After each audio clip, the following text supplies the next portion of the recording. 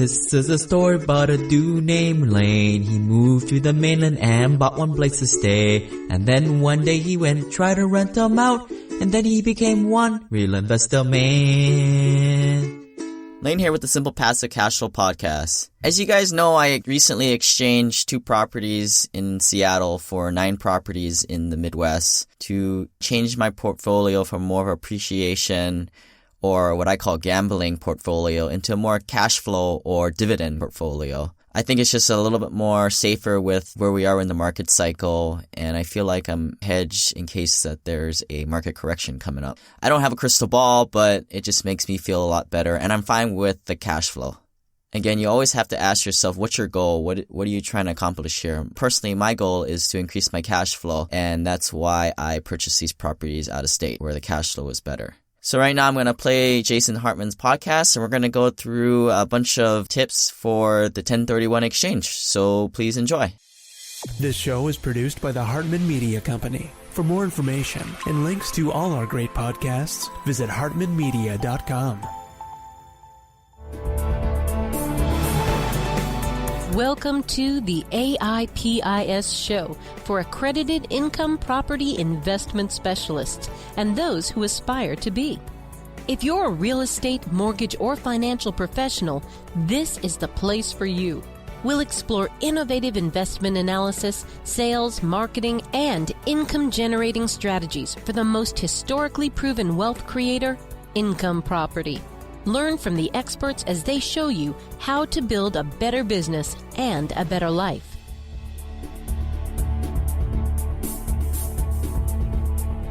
Welcome to the AIPIS show for accredited income property investment specialists and those who desire to be. This is your host, Jason Hartman, where we talk about increasing your income, your productivity, and just generally having a better life while serving your clients better with America's most historically proven asset class, income property. We have a great interview for you today, and we will be back with that in less than 60 seconds. Hey, I'd like to welcome Lien, who is going to share an investor profile with us and some tips he's used to do 1031 exchanges. He actually calls it 11 not so obvious 1031 exchange strategies. Lien, welcome. How are you? Hey, Jason. How's it going? It's good to have you on the show.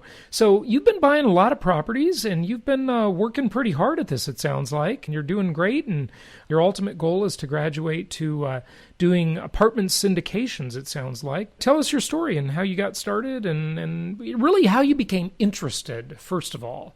I think that would be interesting to the listeners. Oh, okay. So graduated from UW, University of Washington, with a BS in industrial engineering. I went straight to work at a horrible job where I was traveling all the time.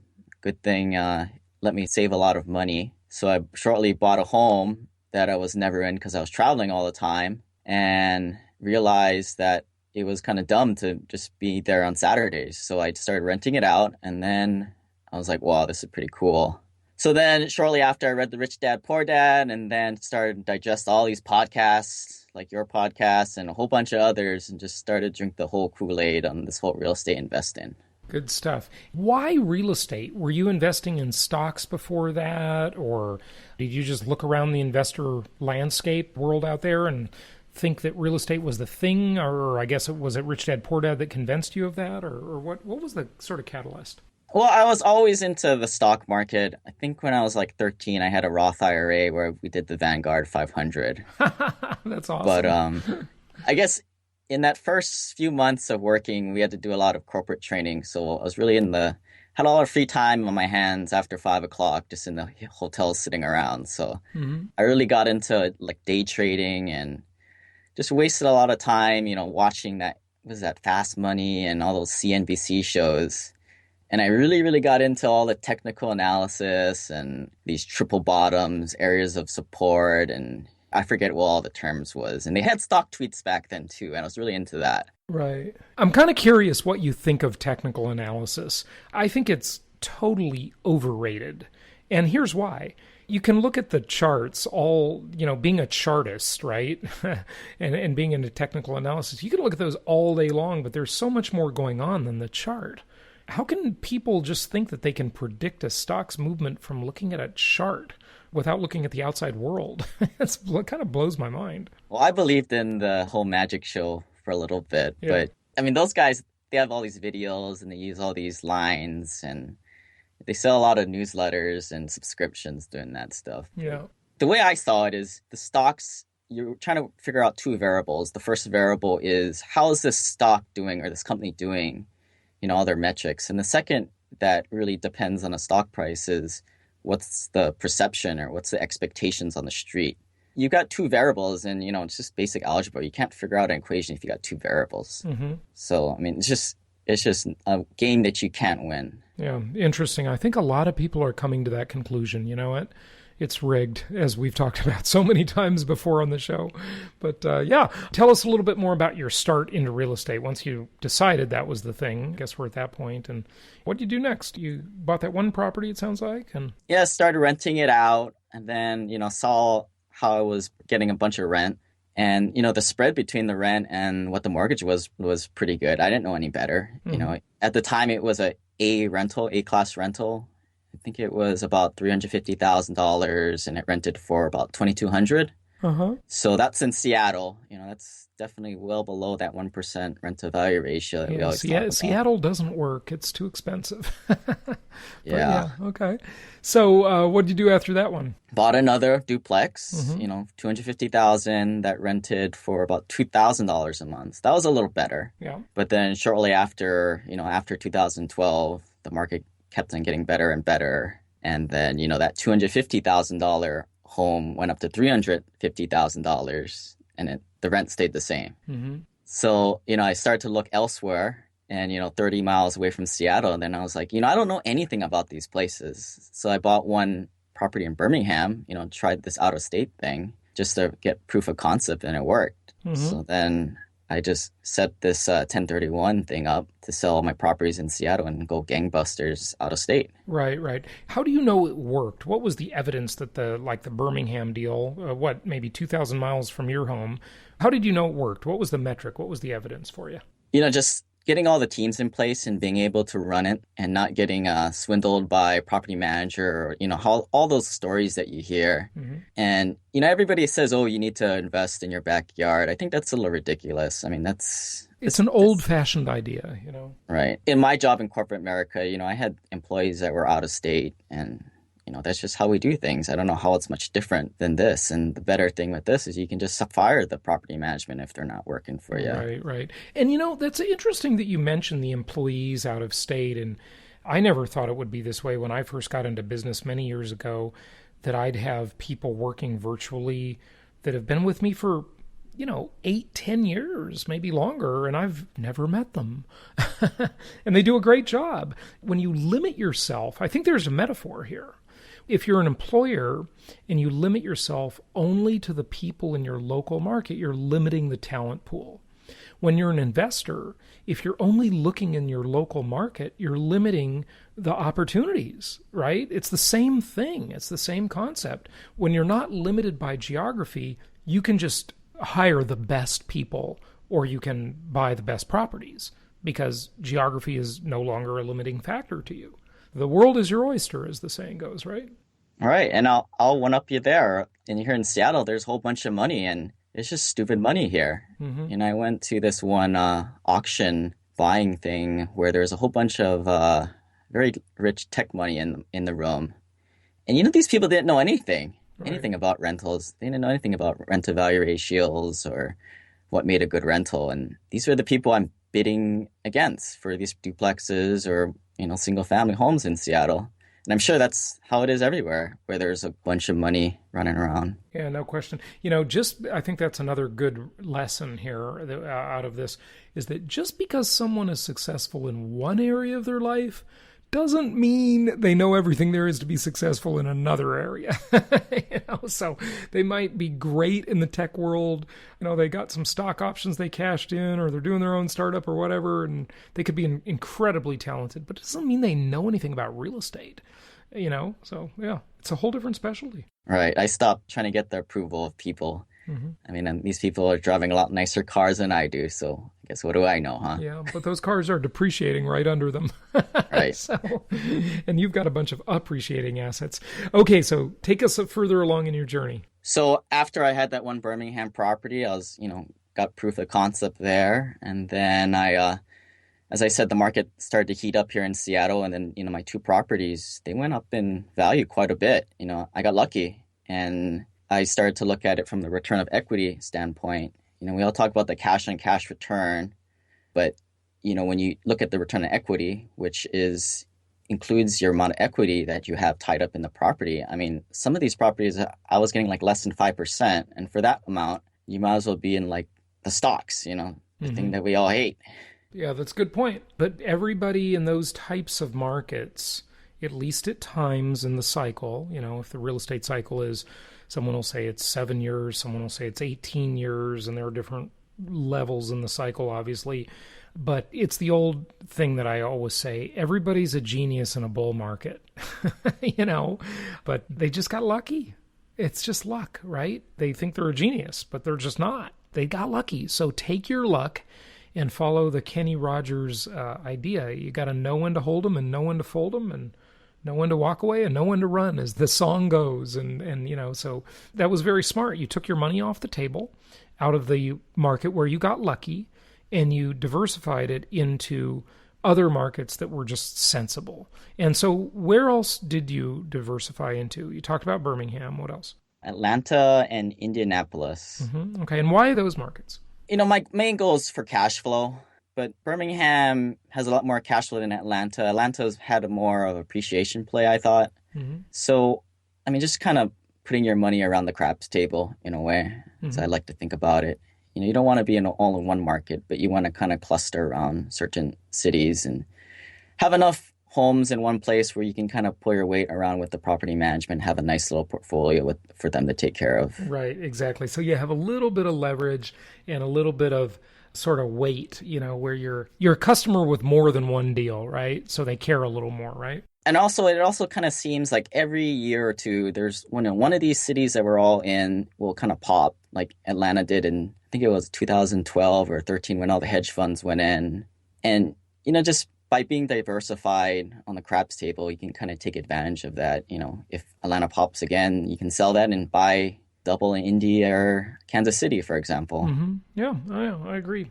Okay, so tell us about some of your exchange strategies. You talk about 11 different tips there. Yeah, so I guess first off, I'm not a lawyer or a 1031 person, so this is just kind of my experience. Mm-hmm. Yep. First tip I got here is, you should just really have your properties ready to go, whether, I guess we're getting properties from you, Jason, or, you got an agent working for you. You need to figure out how much money you're going to have. And I had quite a bit. And what the lawyer says you need to do is you have 180 days from the sale of your first property, your subject property, to exchange it into like-kind investments. So you can do the math on your own and figure out how much money you're going to, net from the sale. And you can figure out how much properties you need to pick up, whether you're using leverage or paying by cash. So you really need to build that list of properties and property providers to really get you that inventory that you need to hit. Absolutely. Okay. So have properties ready to go, hopefully, when you sell the other properties. That's the lesson, right? That's right. You've got that 45 days to identify. And right now in this market, inventory is pretty scarce. So, there's lots of crap inventory out there, but good inventory is not that easy to find. So have those properties ready to go. And then what else? Tip number 2, don't screw around. Yeah, this kind of goes with the first tip there. If you got a lot of deadlines here, you got the 180-day time limit. Yep. But that 45-day list that you mentioned, that's really that's the big one. So once you sell your property, the clock starts ticking. You got 45 days to create this list on paper that you have to write down the addresses that you could possibly close on. Mm-hmm. So if 46th day comes and then 5 properties come up on your through your email from a provider, well, then you can't put it on your 45-day list. It is what it is. You can't do it. And also you can't put all the properties under the sun on your 45-day list. You're restricted to 200% of the property that you're exchanging in. And you should probably work with your exchange custodian on that. But, that's a big restriction that you're working with there. You got to be really strategic. Yeah, no question about it. And this stuff, it can get a little hairy and complicated sometimes if you start doing some more technical things in the exchanges. There's no question about that. So getting accountants and lawyers and lenders who are experienced with real estate investing is really key, right? That's right. And that kind of goes into the third tip there. You need to be working with the 1031 custodian who has done these things in the past and kind of can advise you. And then you need to vet your plan with them to make sure it's all kosher. Right. All the rules. Yeah, good stuff. Okay. And so you talked about the 45-day rule, of course. And I think your next tip is a good one. Have a backup plan, because the IRS allows you to identify more properties than you're buying. And so what I did, I'm currently doing an exchange right at the moment as we speak. I just said to our local market specialist, I said, look, I bought these 2 properties from you, and they, by the way, are in Memphis. But listen, what do you have that's just coming down the pipeline that you're not even offering yet to my clients? Because if they offer it to my clients and it's decent inventory, it's going to be gone. Okay. And I said, what is it that you're just picking up that you haven't even started a rehab on yet? Just give me 2 more addresses that total the same amount of money. And I want to put them on the list and identify them as well in case I, for some reason, can't close on the ones that I identified. Maybe the inspection will come back, find out the house is a meth lab and it's got a broken slab and, there's dead bodies underneath. Right? I don't know. And so if there's some reason, that was my backup plan. Is that what you're talking about? Yeah, and you pretty much hit the nail on the head there. But you want to, about 20 days into your period there, you want to send out an email, or I would prefer calling. I mean, you need to let these people know that you are serious. So that they give you those pipeline properties. Yeah, good. Okay, all right, what else should we know? So we talked about the 1031 facilitator. Every situation is unique. You got to even question, even before you do this, if the 1031 is really the best option you need to be doing. Perhaps it's better for you to just do a HELOC or just sell the property and hold on to the cash. So maybe this might be probably before you even make the sale, but you just got to think for yourself if, this is the right thing to be doing. Right. Yeah. Good point. The exchange probably is the right thing. But for example, if those Seattle properties that you mentioned hadn't appreciated dramatically, say there was a little bit of appreciation in them and your rent to value ratios weren't too far out of sync. Now, obviously they were very far out of sync. So what you did in terms of the 1031 exchange, I'd say was the best strategy. I'm wondering, do you still feel that way? Do you still feel that was your best bet? I do. I mean, the other option would be to get a HELOC and kind of just draw off the money from that HELOC. Right. The HELOC to me doesn't make that much sense unless those properties were less appreciated, right? If they were a little bit, like I said, and it wasn't that far out of sync on the rent to value ratio, do the HELOC, and that's basically my refi till you die plan. But I think you made the right decision because they were too far out of sync.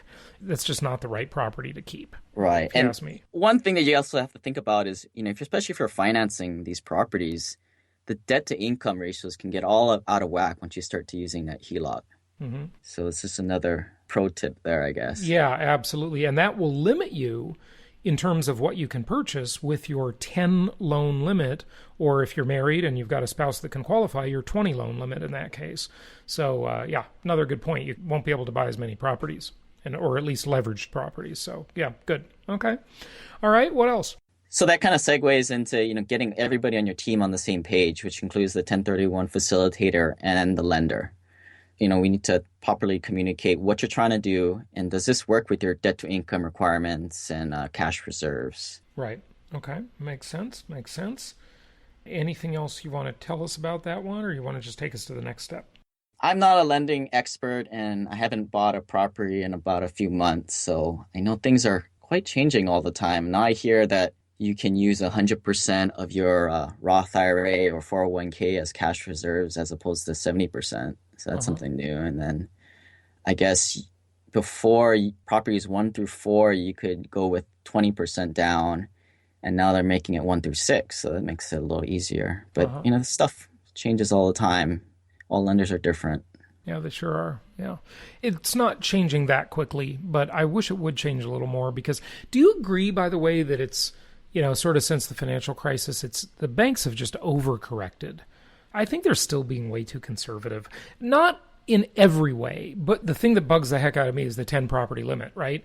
Because before the Great Recession, you could get 200 loans. I think the 10 property limit just doesn't make much sense, assuming that borrower is a good borrower in all the other normal ways, especially if they've got a resume of, nationwide investing where they have proven that they can handle it. Right. I agree. I mean, I think I've been looking at some portfolio loans lately, and the big thing that they key in on that is that DIS ratio, debt service coverage ratio, needs to be at least 1.25. Mm-hmm. And that kind of just shows what kind of a rental you're buying. I mean, if the cash flow works and all the numbers work, then they'll give you the loan. Right. 1.25, I mean, if anyone goes to jasonhartman.com and they start looking at properties, there's a lot of properties you can buy with better DTIs. Or, well, that's not a DTI really, but the DTI is your personal ratio, okay? But the overall debt coverage ratio is pretty good. I mean, you can outperform that pretty easily, right? Right. I mean, you're usually at about 1.5. Oh, yeah, but I was looking at one the other day. It had almost 2%. Property could literally be vacant half the time, and you'd still be okay. So, yeah, pretty cool. Okay. What else do you want the listeners to know? So, as you get to the end of the 1031 timeline, probably going to get a little desperate because inevitably something's going to go wrong. One of the properties might not pass your inspection or might have a little bit more rehab than you'd like to do, but you just have to make that decision. Nothing ever goes wrong in real estate. I'm joking, of course, but yeah. Okay, so make that decision and go ahead. Right. I mean, you might have to, you might be in a separation of $10,000 to pay more, but you have to do the math. Is it better to pay 25% of the $30,000 to not close that property to taxes, or just give that seller, $5,000 and make it work? Yeah, that's a really good point. When you look at, I'm glad you mentioned that. When you look at the big picture, sometimes a lot of us, it's just sort of this weird thing about human nature. We go through life stepping on dollars and picking up pennies. And sometimes, even if it irks you, it's better to pay, like in that case you mentioned, the $5,000 extra to just make the deal work, right? Than to pay the tax man, because the tax man's going to take $15,000, for example, So, yeah, that can, bite your tongue and just, do it sometimes, right? Right. I also mentioned before communicating that, this is 1031 money and everyone's going to know that you're serious. Right. But at the end, it can also hurt you. Yeah. Everybody knows you're desperate. And that's true. And I hate that about 1031 money. Sometimes I don't want to tell them, I just say, hey, look, I want to buy a couple properties, but if they know it's 1031 money, they're going to know you got to identify them. You've got 45 days. Right. And then the next thing here is just take it day by day. You got that with so many properties, you're going to be probably filling out some kind of form or writing a to whom it may concern letter every night. Mm-hmm. So, and that means to the lender that you're trying to get financing with, right? Saying, hey, to whom it may concern, this is why this little weird thing shows up on my credit report, drives you nuts, right? Is that what you're talking about? That's right. And, especially when you're doing simultaneous closings, things get a little crazy. Yeah, they do. And it's easy to get mixed up on paperwork. So I'd love to ask you about any organizational tips that you have for people, but I want to mention one of my own things. And this is driving me crazy. I was just looking at this the other day. There is a tax lien that shows up on my profile from, get this, it's for a whopping $237, and I paid it because I remember it came up when I was trying to buy property. I didn't even know I had it. I must have missed some little supplemental property tax bill or something. But get this, from 1996. 1996! And it still shows up. And I have had to write so many explanation letters for this dumb thing. I somehow cannot get it to go away. This is 20 years ago. Are you kidding me? I mean, and I paid it. And it still shows up. And lenders to this day ask about it. It blows my mind. So I literally have this, to whom it may concern, this was paid. It's wrong. I don't know why you're seeing it. I have to do that letter over and over again. It's funny. Yeah, so some tips on just general paperwork. I use Dropbox. Everything's up in the cloud. Your lender wants something, you can be sitting on a park bench and you can just send the link to your Dropbox, or heck, give the lender access to the Dropbox and share the actual folder with all the root files and tags that, are associated with each document. Yeah. How do you keep that, though? When you share a link like that, you got to be really careful because this is financial information, right? So, you got to be careful of your Dropbox settings, I assume, right? Do you make your links expire? Do you do all this stuff like that? Any tips there? I mean, actually, with the lender, we're actually sharing the actual folder. So if they make a change on their end and drag one file into the next folder, it's the same thing on my computer. Yeah, right. But, my theory, Jason, is that people are going to steal your information regardless. At least this way you know about it quicker. Right. Well, yeah, that's sort of a fatalistic attitude, but okay.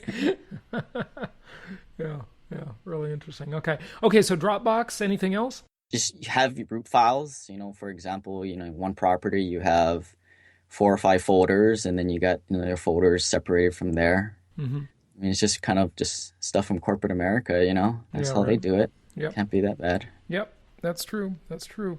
Good stuff. Do you have a website or anything you want to share? Any resources that you've used, other than Dropbox, obviously, that just help you be more efficient as an investor? Any websites you like, or, whatever?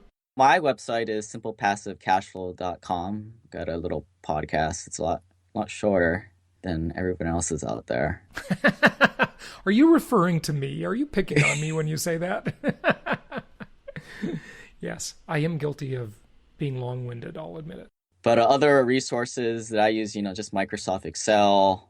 I mean, you got to be able to make these spreadsheets for yourself. Right. I'm not a fan of all the QuickBooks. Maybe it's just because I'm an engineer and I like to do that stuff. But... Right. Good stuff. Well, hey, thank you for sharing your investor journey with us, and tell us what's next for you. I mean, you want to do apartment syndications, it sounds like, right? Yeah, it just seems, more up my style to kind of create larger investments, because there's a lot of people out there that you and I kind of help people get into the single families, and single families are the best way to go, especially under 10 properties when you can get that sweet Fannie Mae financing. Mm-hmm. But it's not for everybody, I guess. I mean, not everyone's willing to take the step. Maybe that's why it's so easy once you do, but some people are more passive than that, and they just want to be in a proven investment with someone as the lead. Yeah, right. Exactly. And some people really just need to be passive on some of their stuff because they just don't have time to do anything at all. I mean, some people literally have no time. So they just got to give their money to someone and do it. But, of course, that has its pitfalls. You got to be doing it with someone you trust. That's for sure, in terms of competence and confidence, both items. So, yeah, good. Again, thanks so much for sharing this today, and we appreciate it, and happy investing to you. All right. Thanks, Jason. Sometimes I think of Jason Hartman as a walking encyclopedia on the subject of creating wealth.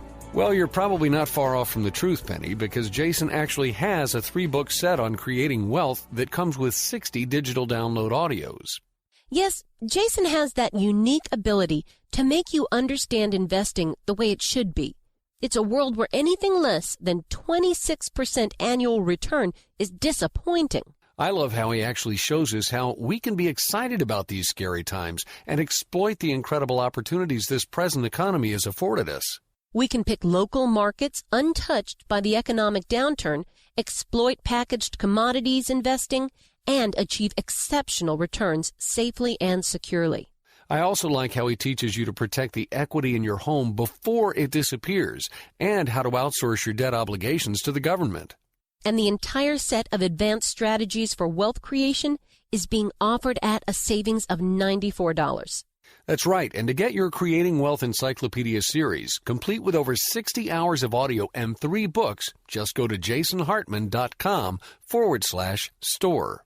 If you want to be able to sit back and collect checks every month, just like a banker, Jason's Creating Wealth Encyclopedia series is for you.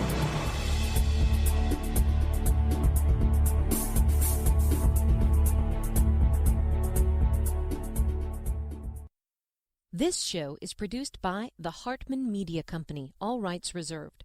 For distribution or publication rights and media interviews, please visit www.hartmanmedia.com or email media@hartmanmedia.com. Nothing on this show should be considered specific personal or professional advice.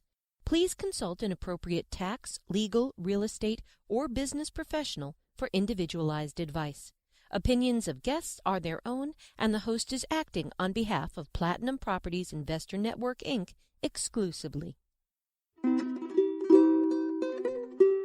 This website offers very general information concerning real estate for investment purposes. Every investor situation is unique. Always seek the services of licensed third-party appraisers and inspectors to verify the value and condition of any property you intend to purchase. Use the services of professional title and escrow companies and licensed tax, investment, and or legal advisor before relying on any information contained herein. Information is not guaranteed, as in every investment there is risk. The content found here is just my opinion, and things change, and I reserve the right to change my mind.